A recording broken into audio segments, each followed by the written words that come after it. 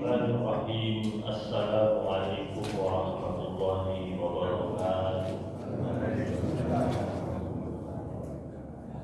Alhamdulillahi rabbil alamin. Alhamdulillahi wa kafa. Wassalatu wassalamu ala nabiyyina Mustafa wa ala alihi wa ashabihi ahli siddihi wal wafa'i. Allahumma salli wa sallim ala sayyidina Muhammad wa ala sayyidina Muhammad wa barik ala sayyidina Muhammad wa ala ali sayyidina Muhammad fil alamin innaka hamidum majid. Subhanaka la ilma lana illa ma 'allamtana innaka antal alimul hakim. Rabbi shrah li sadri wa yassir li amri wahlul 'uqdatam min lisani yafqahu qawli. Subuhun qudusun rabbuna wa rabbul malaikati wa ruh. Muslimin muslimat jamaah majlis kajian ba'da subuh yang dimuliakan Allah Subhanahu wa taala. Yang pertama dan yang utama kita hadirkan dan persembahkan syukur kita yang tak terhingga kepada Allah. Salawat dan salam kita sampaikan kepada suri tauladan kita, panutan kita, uswah kita, qudwah kita, baginda Nabi besar Muhammad sallallahu alaihi wasallam. Jamaah yang dimuliakan Allah Subhanahu wa taala, tema kita yaitu kenapa harus niat. Karena memang niat itu penting. Tidak ada orang yang hidup di bumi ini yang tidak memiliki niat. Dan hadis tentang niat ini muncul pertama kali adalah ketika Rasul Shallallahu Alaihi Wasallam mengingatkan para sahabat-sahabatnya saat mereka akan bergerak meninggalkan kota Makkah menuju Yasrib, yaitu Madinah Al-Munawwarah. Hadis tersebut cukup masyhur dan hadis tersebut datang lewat jalur sahabat dekat Nabi, yaitu Umar bin Khattab radhiyallahu taala. Karena pada waktu itu ada 1-2 orang, bukan banyak, ada 1-2 orang yang niatnya bukan karena Allah dan Rasul. Salah satunya ada salah satu sahabat Nabi, dia akhirnya mau berhijrah karena ada perempuan yang sedang dia taksir. Ada wanita cantik yang memang ada di sana, ada di Yasrib. Jadi bukan karena Allah dan Rasulnya. Akhirnya Rasul Shallallahu Alaihi Wasallam sampaikan ini. Innamal a'malu binniyat. Sesungguhnya seluruh amaliyah perbuatan itu tergantung pada niat. Dan itu yang membedakan antara kita orang mukmin dan orang yang belum beriman.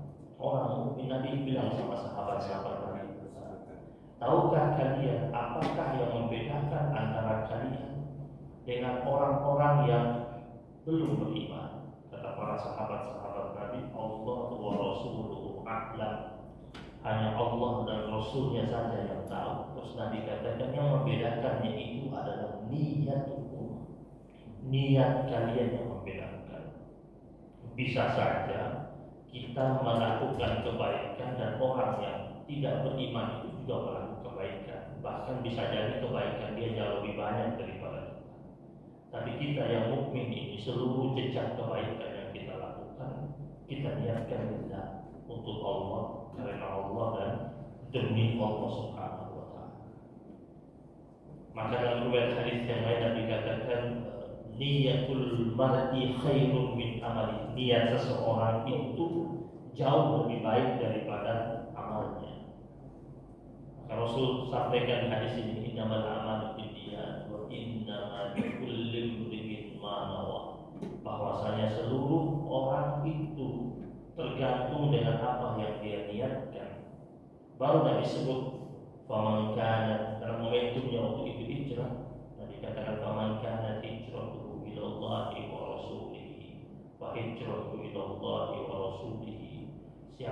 hijrahnya, berpindahnya itu karena Allah dan Rasulnya, nilainya akan dicatat semata-mata untuk Allah dan Rasulnya. Namun sebaliknya apa?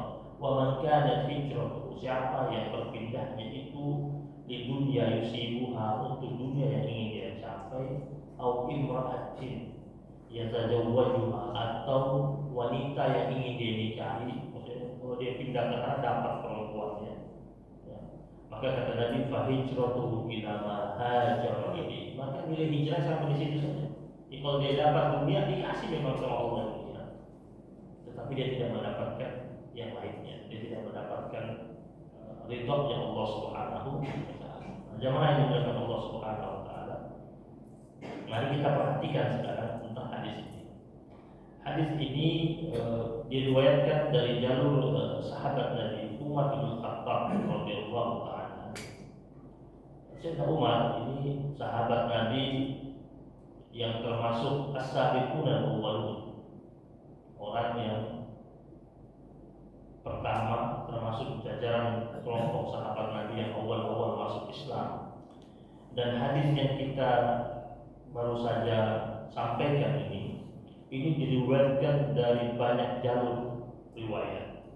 Ada riwayat Imam Abu Dawud, Imam At-Tirmidzi, Imam An-Nasa'i, kemudian Imam Ahmad meriwayatkan dalam kitabnya Musnad Imam Ahmad, kemudian Imam Ad-Darqutni dalam kitab Sunannya, kemudian Ibnu Hibban juga meriwayatkan dalam kitab Sahih Ibnu Hibban, kemudian Imam Baihaqi dalam kitab Sunannya. Jadi hadis ini jalurnya banyak dan dapat dikatakan hadis yang cukup kuat.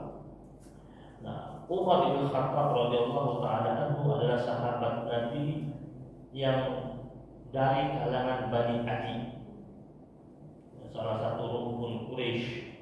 Kalau diurut-urut ketemu satu kakek juga, dari rukun Quraisy.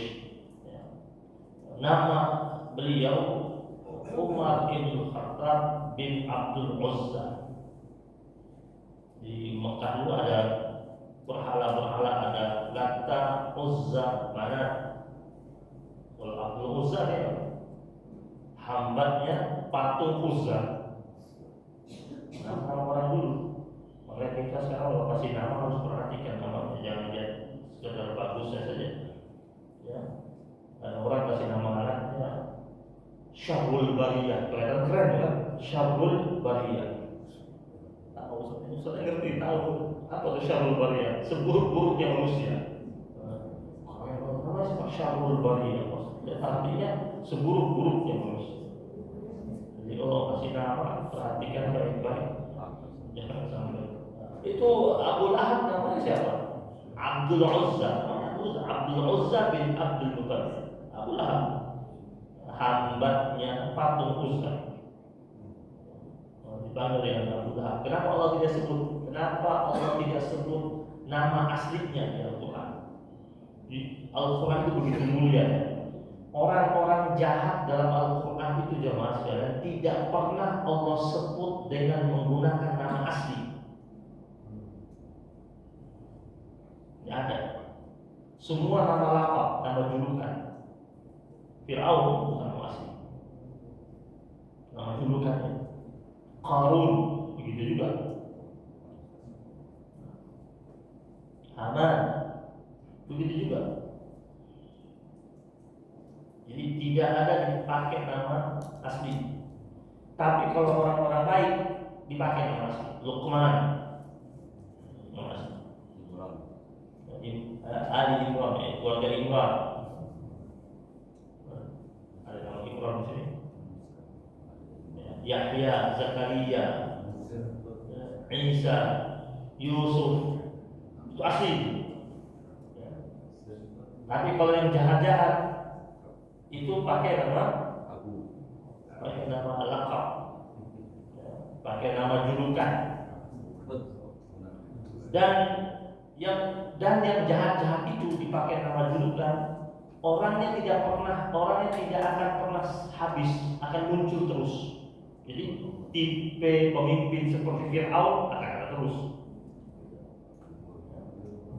Tipe menteri seperti Bal'am ada. Tipe orang kaya seperti Qarun muncul terus. modelnya ada terus, makanya namanya pakai nama lengkap.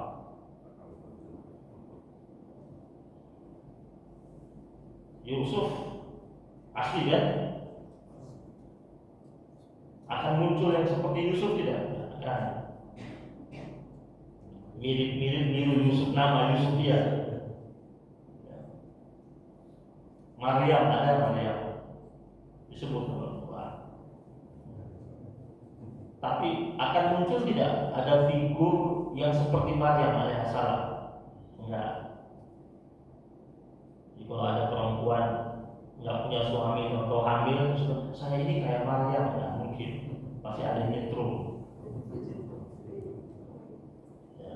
Nah, jemaah yang dirahmati Allah Subhanahu Wa Taala, Umar bin Khattab radhiyallahu taala anhu, keluarganya ini keluarga yang pandai baca, pandai tulis.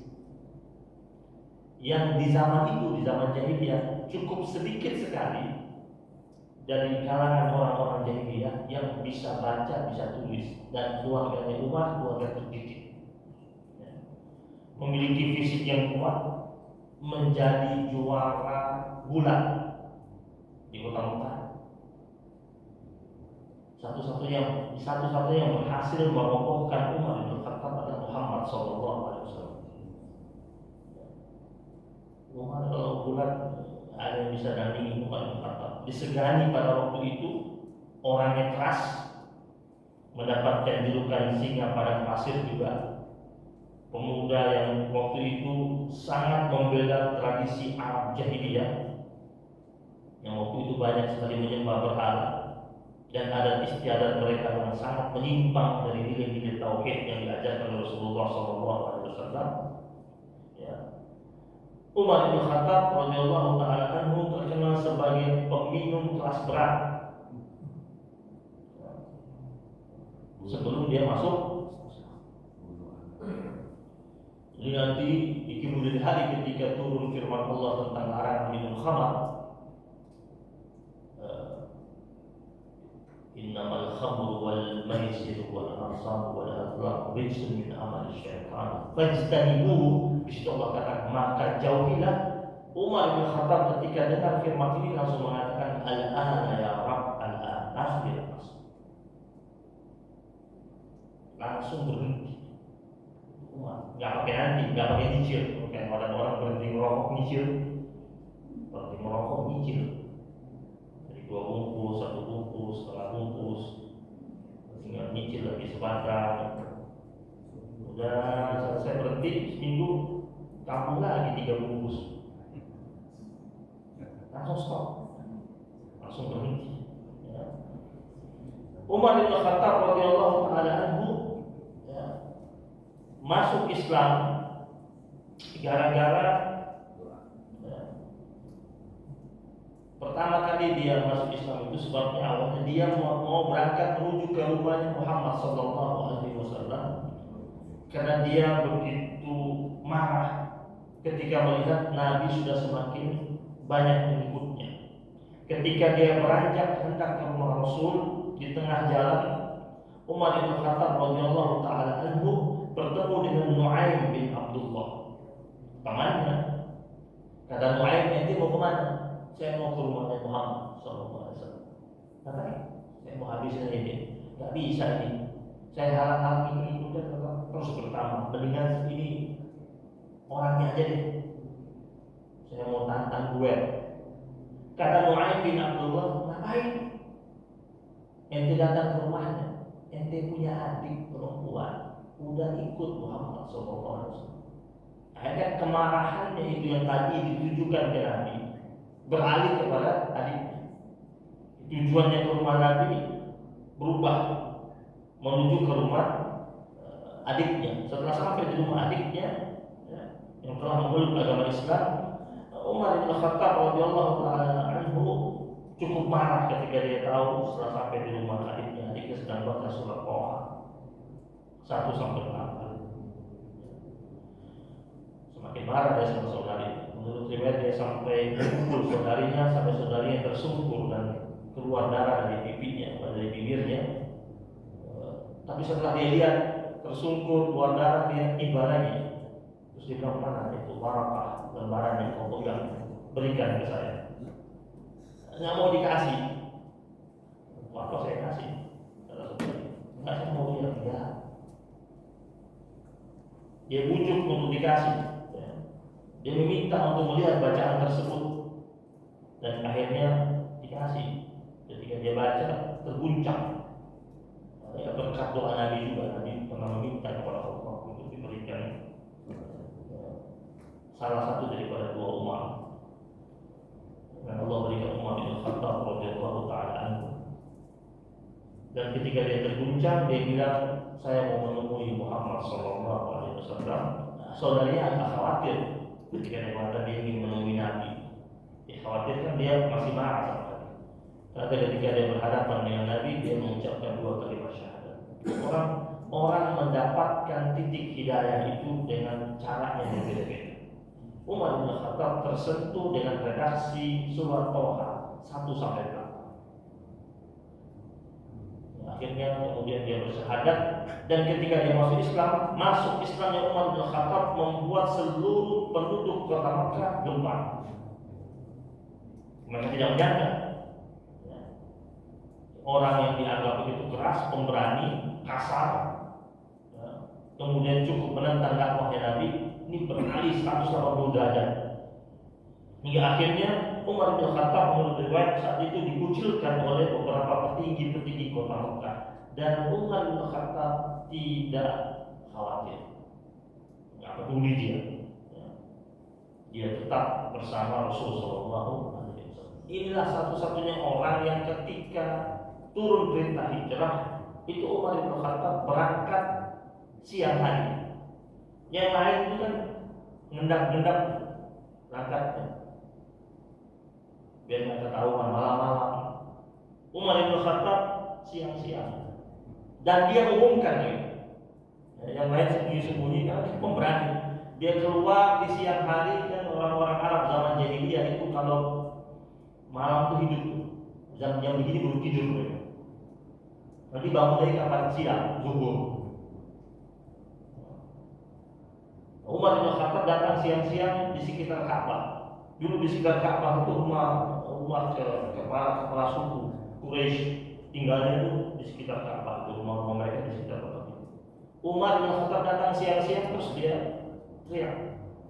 Dia bilang, saya ana Umar bin Khattab. Siapa yang menginginkan istrinya menjadi janda, anak-anaknya menjadi yatim, orang tuanya kehilangan putra kesayangannya, tiap-tiap kabilah kehilangan orang-orang hebat di antara mereka. Nih saya Umar mau berangkat ke Yathrib hari ini, siang ini. Saya tunggu siapa yang mau ngalangin saya. Gak ada yang keluar dengan pedang yang terhunus menurut riwayat. Itu mereka ada yang ngintip dia. Siapa yang teriak itu? Umar, ada di keluar. Ada pemuda yang mau lari keluar, mau nyamperin Sayyidina Umar, ditarik sama bininya. Lu mau mampus katanya. Nah, Umar bin Khattab 10-15 orang nggak lari, jagoan. Walaupun menurut riwayat juga ada riwayat yang mengatakan dia tetap ditegur sama Nabi. Maksudnya, engkau sih pemberani, tapi kan kasihan teman-temanmu yang lain. Tapi Sayyidina Umar dia waktu itu dia bilang sama Nabi, saya ingin tunjukkan bahwasanya di antara pengikutmu ada yang tidak takut sama sekali sama mereka. Itu Umar bin Khattab radhiyallahu taala. Pada masa kekhalifahan Abu Bakar As-Siddiq radhiyallahu taala anhu, Umar menjadi salah satu penasehat. Bahkan dikatakan dalam kitab dikatakan dia salah satu, dia bahkan ditunjuk oleh Abu Bakar sebagai kepala staf kekhalifahan Umar bin Khattab radhiyallahu taala. Jadi pada saat Abu Bakar meninggal dunia, Umar bin Khattab menggantikan Abu Bakar As-Siddiq, dan selama kepemimpinan Umar bin Khattab kekuasaan Islam itu tumbuh begitu besar. Umar bin Khattab mengambil alih Mesopotamia, Persia, dari tangan dinasti Sasani. Bahkan Umar bin Khattab mengambil alih Mesir, Palestina, Syria, Afrika Utara, Armenia.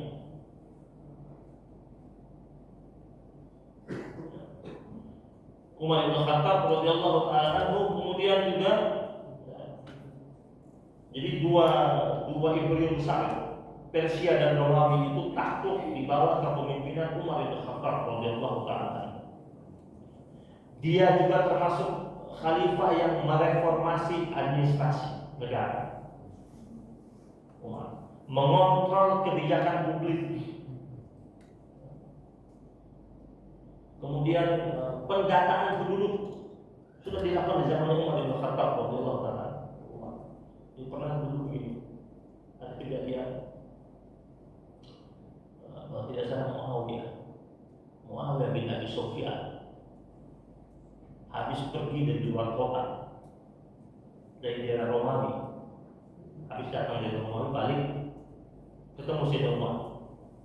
Dia bilang, ya Amirul Mukminin, saya ingin tawarkan apa yang saya lihat di sana untuk tahanan, tawanan atau orang-orang jahat. Nih, saya lihat di tempat sana di Romawi dipakai borgol. Mana borgol ini? Jadi kalau ada orang jahat, kita pakai ini. Di sana begitu. Apa kata Umar? Kalau kau jahat, kau yang pertama kali saya pakai. Orangnya keras, nggak peduli sama siapa. Umar bin Khattab radhiyallahu taala anhu juga memperluas Masjidil Haram, Masjid Nabawi di zaman kekhalifahannya, dan pada tahun 17 Hijriah Umar bin Khattab radhiyallahu taala anhu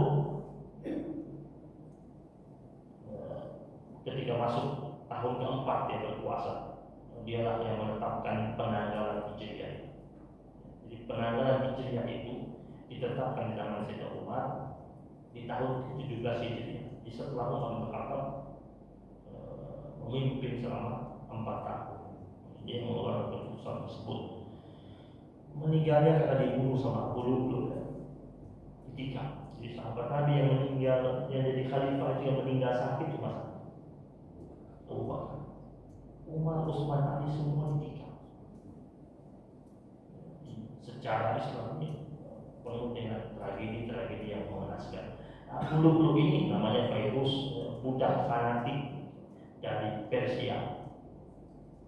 Sudah masuk Islam ya, tetapi dia masih punya dendam sama Umar bin Khattab radhiyallahu taala, karena dia merasa Sayyidina Umar ini merebut negara Persia. Kemudian Umar bin Khattab dengan latar belakang dendam dari Fairuz di Indonesia, Fairuz nama laki perempuan banyak kan? Perempuan, sana Fairuz laki-laki. Sama seperti Maisarah. Maisarah di sini nama laki perempuan? Yang namanya Nabi namanya Maisarah, laki-laki. Di Indonesia banyak namanya Nur Hayati. Ya, banyak. Di Timur Tengah Nur Hayati itu panggilan sayang seorang suami kepada istrinya. Cahaya hidup. Jadi dulu saya waktu kuliah ada dosen saya orang Libanon, dosen ahli hadis, dia profesor di usia tidak belum sampai 35 tahun sudah profesor. Kita sebut hadis apa saya langsung dia tahu di jalur ini. Waktu kuliah itu kita laki dan perempuan terpisah duduknya, satu kelas yang laki duduk di kanan, perempuan duduk di kiri. Ada di antara mahasiswi namanya Nur Hayati. Itu dosen setiap kali kalau baca absen tidak pernah sebut, hanya senyum saja, tapi tidak pernah sebut. Tapi di absen tahu itu anak ada contohnya. Sudah berapa kali pertemuan, karena kampus itu kalau tidak masuk 3 kali biasanya tidak bisa ujian kampus itu. Ini mahasiswi namanya Nur Hayati, dia tanya sama dosen. Dia bilang, kenapa Anda tidak panggil nama saya kan hadir. Jadi saya tahu kamu hadir dan saya kasih contohnya kamu hadir tidak absen. Terus kenapa nggak sebut? Dan saya minta maaf. Di tempat kami, kalau kami panggil seorang perempuan dengan sebutan Nur Hayati, cahaya hidupku, maka dia otomatis istri saya. Kamu bukan istri saya takut nanti kamu jadi istri saya. Jadi ada yang berbeda kan. Di sini Maisarah perempuan, sana laki-laki Maisarah. Jamaah yang dirahmati Allah Subhanahu wa taala, kita masuk hadis ini. Hadis ini menurut para ulama, hadis ini merupakan porosnya agama Islam. Ya, harusnya semua muslim ini harusnya dia paham hadis ini, atau pernah baca hadis ini, atau pernah mempelajari hadis ini, atau pernah mengkaji hadis ini. Karena begitu penting. Bahkan kata Imam Abu Dawud, ya, dia mengatakan hadis ini merupakan setengah dari ajaran Islam. Mau paham setengahnya, pahami betul hadis tentang innamal a'malu binniyat. Kenapa? Karena ajaran Islam itu bertumpu pada dua hal, yaitu yang pertama tentang amal perbuatan, dan yang kedua tentang sisi dalam. Sisi luar itu amal, sisi dalamnya niatnya. Islam bertumpu pada dua ini.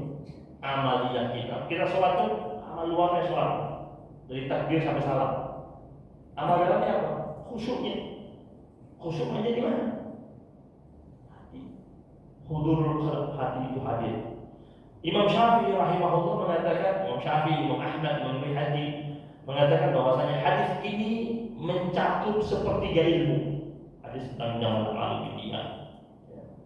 Karena perbuatan manusia itu terdiri dan terkait dengan tiga hal, yaitu hati, lisan, dan anggota badan. Dan semua tercakup pada hadis ini. Kemudian ulama lain mengatakan bahwasanya hadis ini mencakup seperempat ilmu. Imam Syafi'i juga mengatakan hadis ini termasuk dalam 70 bab masalah fikih. Ada pada hadis ini. Makanya kalau kita baca kitab-kitab fikih, bab paling pertama bahas apa? Sebelum tentang sholat, sebelum tentang taharah, bab niat, bab tentang niat. Niat itu apa? Niat itu al-qasd, keinginan. Niat itu adalah berazam, bertekad dengan kuat, mengerjakan sesuatu dengan ikhlas semata-mata karena Allah Subhanahu wa taala. Nah, biasanya setan itu suka ganggu kita dari sini, dari niat. Dan itu sudah menjadi sumpah setan.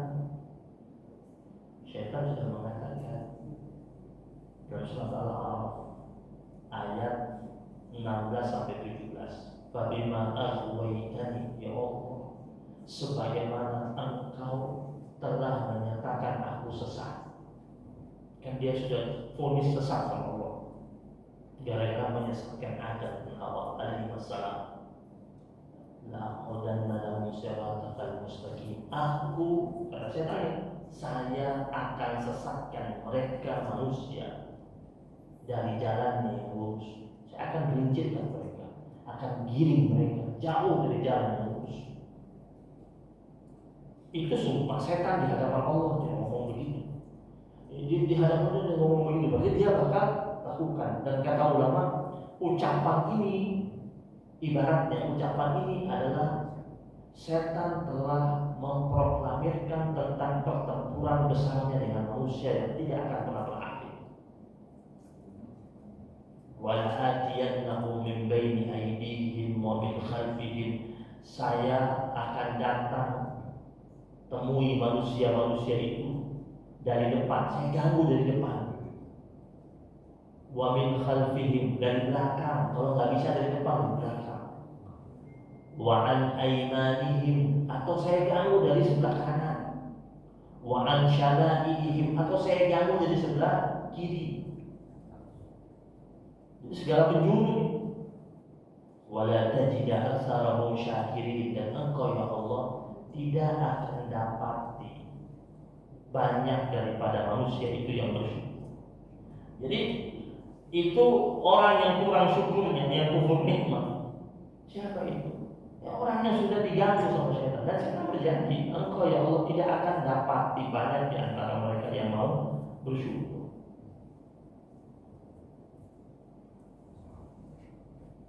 gangguan itu, gangguan yang pertama kali yang dilancarkan sama setan, dia ganggu imannya kita, dan iman kita bisa merosot. Dan kata para ulama, orang itu bisa rusak hatinya,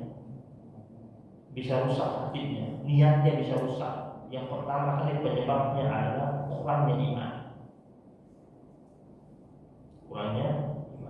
Kalau iman sudah berkurang, menipis imannya, maka dia mulai jauh dari Allah Subhanahu wa Ta'ala. Maka yang dia kuat tidak diniatkan semata-mata karena Allah Subhanahu wa Ta'ala.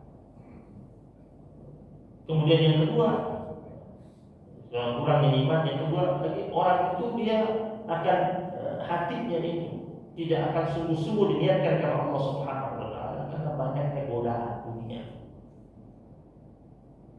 Makanya dalam salah satu riwayat hadis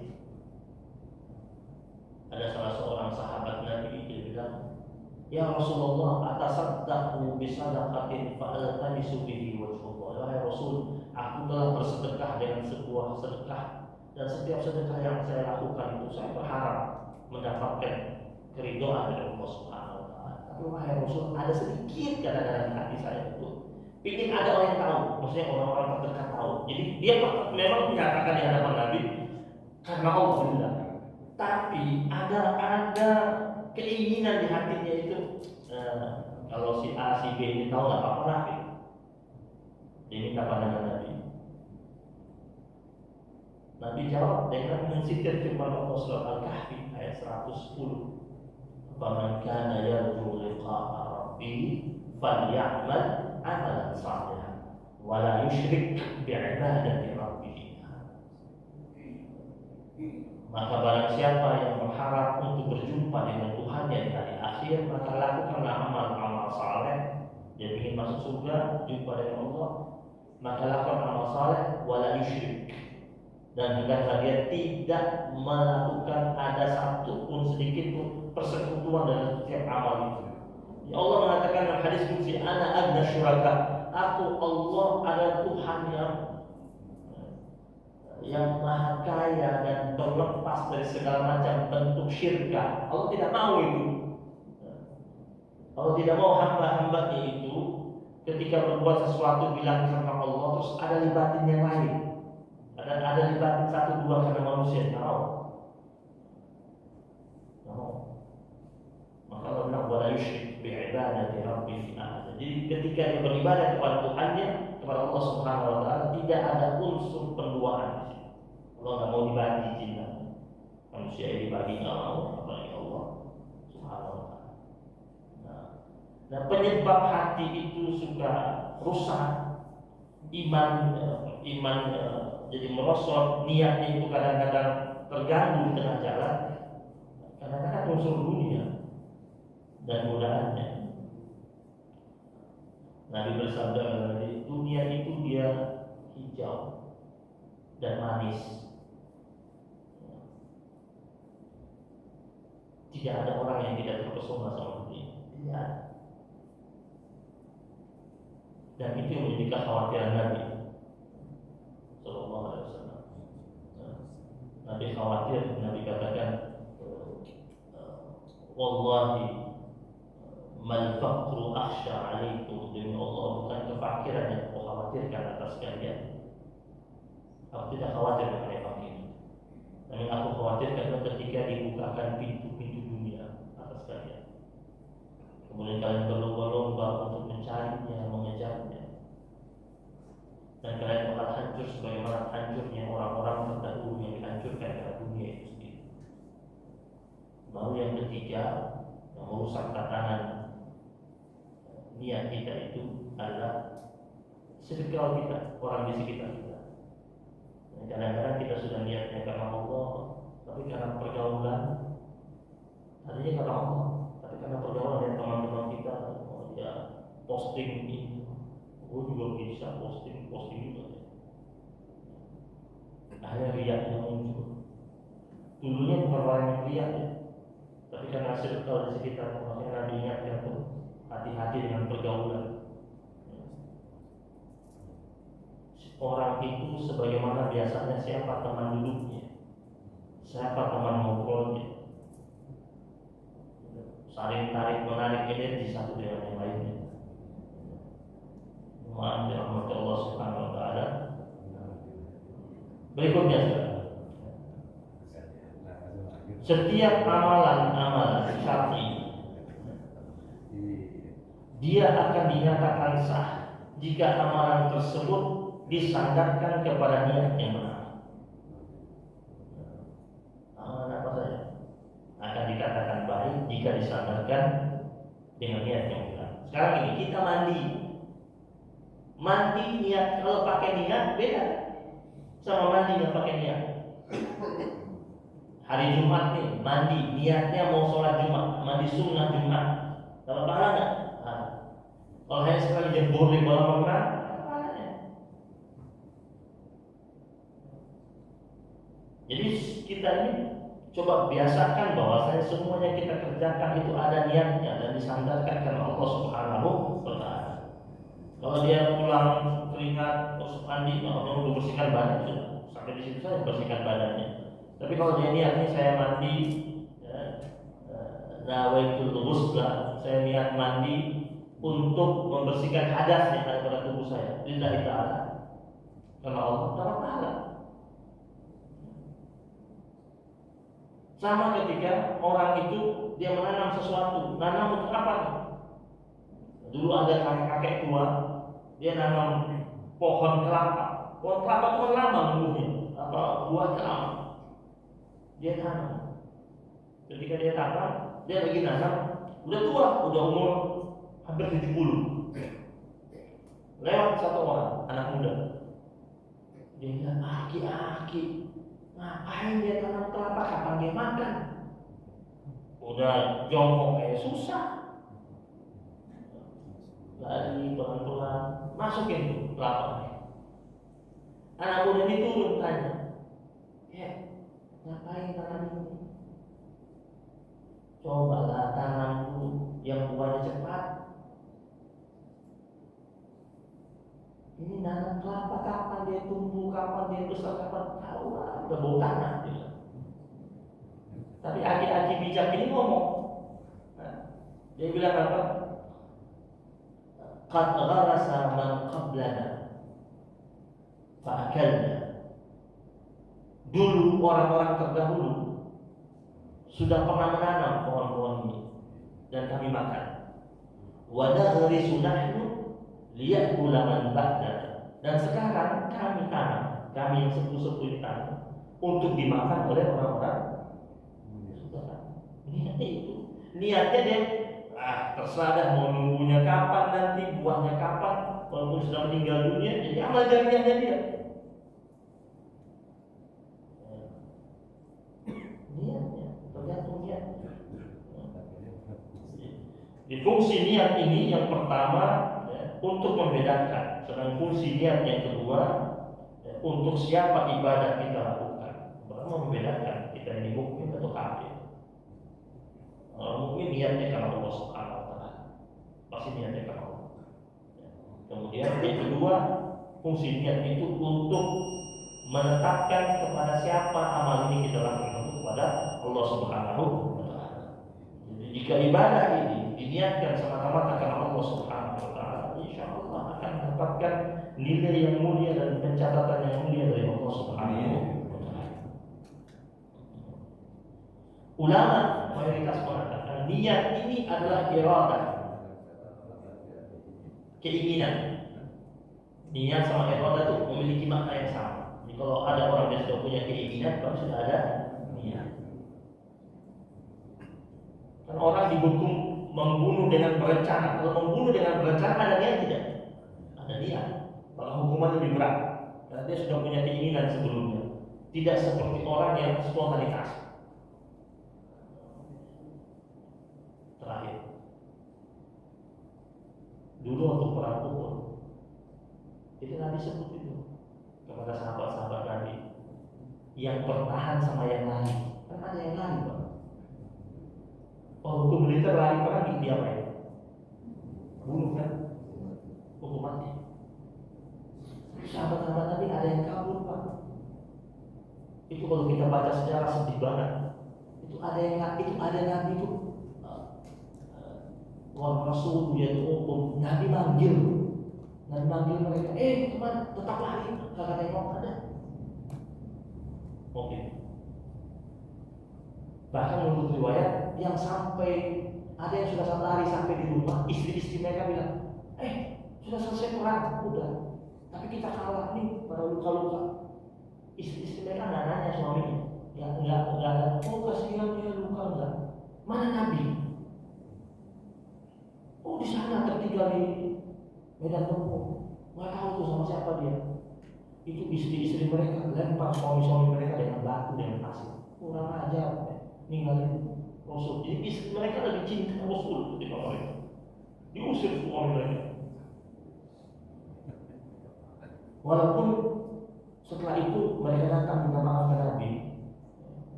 Allah perintahkan Nabi fa'fu anhum wastaghfir lahum. Allah katakan kepada Nabi, maafkan mereka dan beristighfar. Karena Allah sudah istighfar dosa besar. Dosa besar mereka banyak. Yang pertama tidak dengar perintah Nabi. Yang kedua tertarik sama pampasan perang. Yang ketiga lari dari perang. Yang keempat ninggalin Nabi. Maka Allah bilang sama jadi untuk terampuni dosa mereka itu harus Nabi yang istighfar. Dan itu dijaga Quran. Dan Allah bilang sama Nabi, minkum may yuridu dunya, surah Al-Imran. Rasul, kau tahu ya, itu di antara mereka sahabat-sahabat tadi ketika berangkat perang, di hati mereka ini niatnya ada dua. Ada yang berangkat itu yuridu dunya, minkum may yuridu dunya, wa minkum may yuridu akhirat. Ada di antara sahabat-sahabat engkau ya Rasul yang menginginkan akhirat. Siapa itu? Yang tetap bertahan bersama Rasulullah. Ketika sudah terjepit, terpepet, tetap yuridul akhir, ingin akhirat. Bahkan dalam riwayat itu ada salah satu sahabat Nabi, dia merelakan tubuhnya sebagai tameng buat tubuh Nabi. Jadi ketika panah musuh dari atas itu yang sudah menguasai lereng Bukit Uhud, diterjang ke bawah. Dia lihat itu panah itu datang, dia berdiri di hadapan tubuh Nabi, dia lindungi Nabi, tangannya begini. Di panah datang itu dia goyangkan tubuhnya. Dia gugur dengan sekian panah masuk ke tubuhnya, semata-mata untuk melindungi Rasulullah SAW. Itu yang lebih akhirat niatnya. Nah itu kalau niatnya yang tadi itu yang kabur kan niatnya dunia, karena sudah turun ke bawah. Subhanallah, kalau tunjukin orang kalau sudah niatnya dunia, kepengecutannya muncul, keberaniannya hilang. Tadi untuk berangkat masih berani Pak, masih semangat jihad lillah. Tapi kalau sudah hilang lillahnya, jadi pengecut Pak. Itu pemberani semua tadinya. Ketika sudah tidak lillah, turun ke bawah lihat papasan perang. Kemudian tiba-tiba posisinya terbalik, sekarang pasukan musuh sudah ada di atas, yang dipimpin sama Khalid bin Walid dan Rasul. Pas panahnya lari yang konon mati, beraninya hilang. Kenapa? Sudah ingin dunia. Orang kalau sudah kenal Allah kan diancam kayak apa aja dia nggak takut. Tapi kalau sudah masuk ke unsur dunia, nanti punya ini ditarik ke ini takut. Kalau sudah kalah dunia, mengejutkan mudah-mudahan kita tidak sampai seperti itu. Mudah-mudahan berikan kita sebagai hamba Allah yang kuat niatnya, semata-mata karena Allah Subhanahu Wa Taala. Dan kita minta Allah kuatkan kita. Ya. Kita minta Allah kuatkan setiap saat. Makanya setiap kali sholat pasang niat yang baik itu, berdiri tenang niatnya, usolnya itu mau diucapkan lewat lisan secara pelan atau dalam hati, yang penting dipasangkan niat. Semata-mata karena Allah, minta Allah untuk kuatkan apa yang sudah kita niatkan agar tetap di jalan Allah Subhanahu wa Ta'ala. Insyaallah Allah kuatkan. Insyaallah. Semua yang niatkan karena Allah, pasti Allah Subhanahu wa Ta'ala ada bersama niat tersebut. Insyaallah. Rabbana taqabbal minna innaka antas samiul alim wa tub 'alaina ya maulana innaka antat tawwabur rahim. Rabbana la tuzigh qulubana ba'da idh hadaytana wa hab lana min ladunka rahmatan innaka antal wahhab.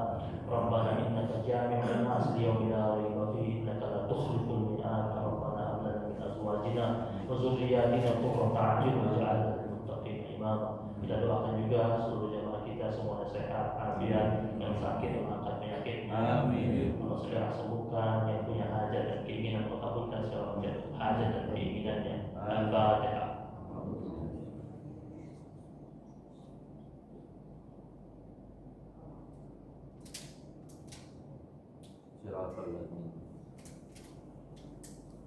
وصلى الله على سيدنا محمد النبي الأمي وعلى آله وصحبه وبارك وسلم. الحمد لله رب العالمين. سبحانك اللهم وبحمدك أشهد أن لا إله إلا أنت أستغفرك وأتوب إليك. وبالله التوفيق والهداية والرضا والهداية. والسلام عليكم ورحمة الله وبركاته.